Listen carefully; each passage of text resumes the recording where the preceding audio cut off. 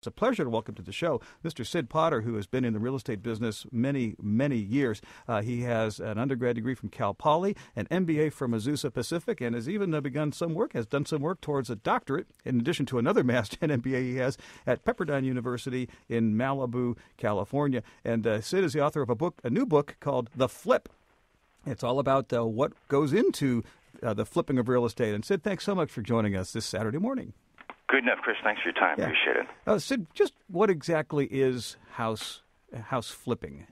From the new Tract home perspective, slightly different from the REO flips. And flipping is really just a optimization of different investment strategies in terms of netting as much as you can on new Tract homes and minimizing the loss.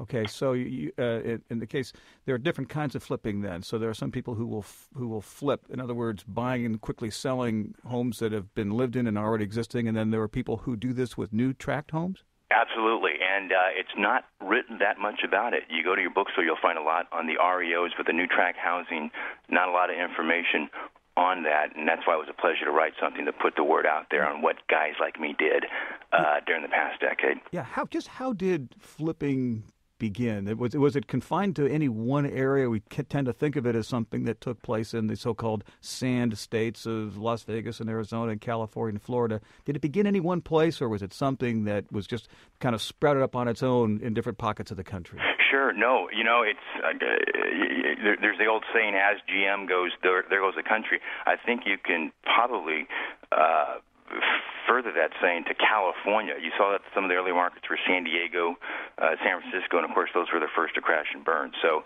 in terms of new Tract housing, tight markets where land is not abundantly available are usually the ones that will go up the most in price, and this is the same true for flip housing for new Tract homes.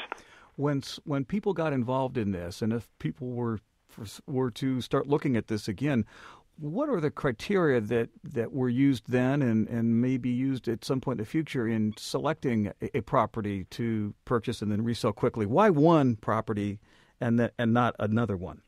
Look for high appreciation markets, and the great thing about that, you don't have to be an economist. There's a lot of top 10, a lot of top 25 lists out there that will signify growth appreciation. You just want to make certain that you're not getting there in the 8th or 9th inning, that you're making your segue in the 3rd or 4th at the very least. From a new Tract home perspective, look for early developments.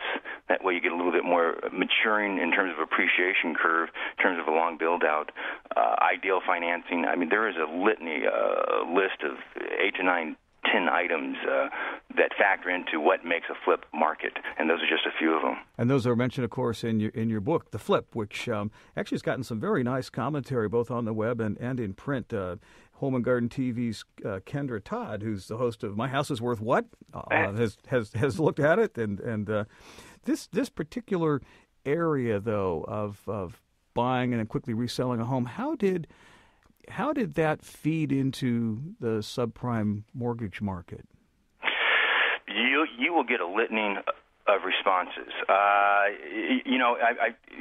To give a bit of a metaphor right here, some of the folks have been nice enough to compare this book, I suppose I take it as a compliment, to the Hurt Locker, meaning that it's a boots-on-the-ground perspective on what it was like for those that were actually buying these homes with their own cash. And ultimately this became part of the food chain that supplied it to mortgage banks, lenders that provided it to securitization that obviously is Wall Street, and then not only on a national level but an international level, to the point where it almost bankrupt countries. So it is part of the food chain on those that bought at the ground level in terms of flipping houses, and eventually found its way into securitization, which we've seen fragmented itself to almost every scope and crevice into the American economy. Yeah, your book's been compared with the New York Times bestseller "The Big Short" by Michael Lewis, and this is like the real estate version of that. What were some of the, as you wrote this book, what were some of the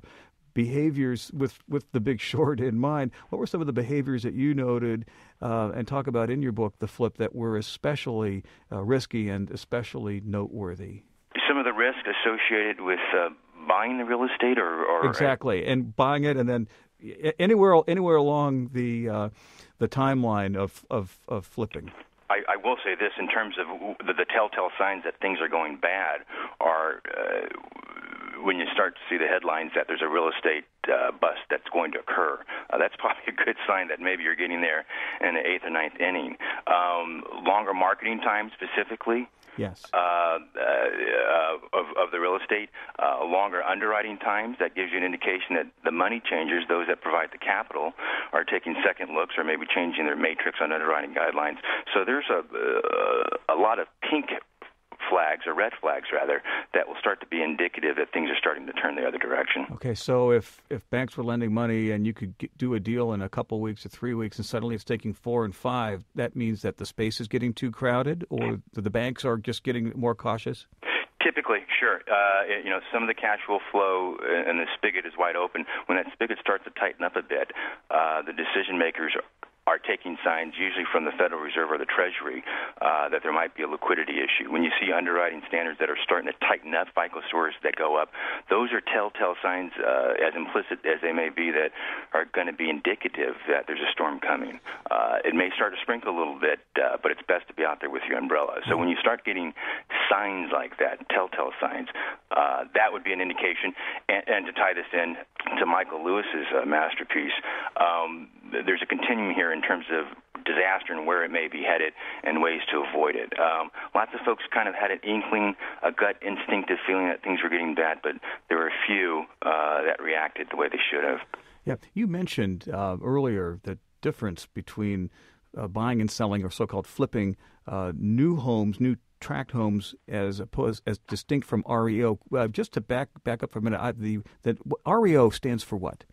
Real estate owned. A real estate that's already owned. Yes. Okay. In other words, a used house. That's right. Okay. A used house versus a new house. Yep. Are you suggesting that people then should be looking for new homes that have already been built in a tract, in an ongoing development of homes, or there are ways to buy homes that have not yet been built and lock in a lower price and sell them for a higher number?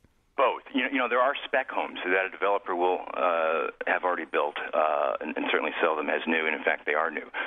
There are homes that are inventoried that are coming on the market.